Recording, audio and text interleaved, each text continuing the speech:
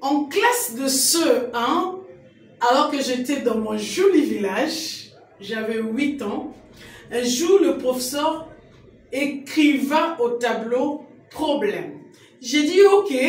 J'entends souvent les adultes se plaindre au sujet de problèmes. Et donc, je me suis dit que je vais vraiment ouvrir grand mes oreilles pour comprendre comment résoudre les problèmes. Puis, monsieur écriva, maman était au marché. Je me suis donc posé la question, est-ce qu'aller au marché est un problème? Elle acheta 5 mangues. Sur le chemin de retour, elle en partagea 3.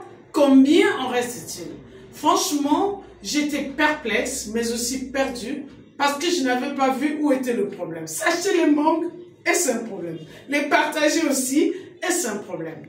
Mais si seulement ce bon professeur m'avait appris qu'on pouvait perdre son travail à l'âge de 30 ans ou 35 ans, alors que vous avez 3 enfants comme chez nous en Afrique, vous arrivez au boulot, vous venez d'être licencié. Que faut-il faire? Je pense que j'allais réellement apprendre à régler les problèmes. Vous avez tout compris, une vie sans problème n'existe pas.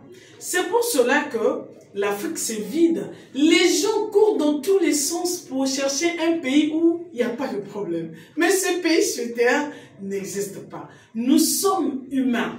Et vous savez, nous partageons tous cette magnifique jungle qu'est la Terre. Comme dans toute beauté, eh bien la Terre est chargée de ses caprices, notamment de ses intempéries émotionnels, que les humains ont transformés en héritage négatif de génération en génération. Nous naissons vides et puis les adultes nous chargent de leurs doutes, de leurs peurs aussi, qui nous empêchent de profiter pleinement de la vie. Mais cependant, une vie sans problème n'existe pas. Donc nous devons être curieux, mais aussi nous devons être audacieux pour nous évader de ces limitations héritées, pour sortir de ces limitations qui nous ont été mises dans la tête. Je vois souvent les autres, mes collègues, parler souvent des relations, etc. Je respecte leur méthodologie. Mais vous savez, généralement, chaque vie a ses problèmes. Est-ce que ceux qui ont réussi n'ont pas eu de problème? Non, peut-être qu'ils en ont eu plus grave que toi.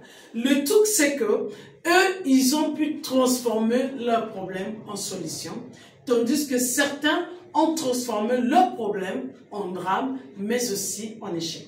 Alors, si tu veux savoir comment moi, Agibonheur, je me suis évadée de ces limitations héritées, eh bien, appelle-moi.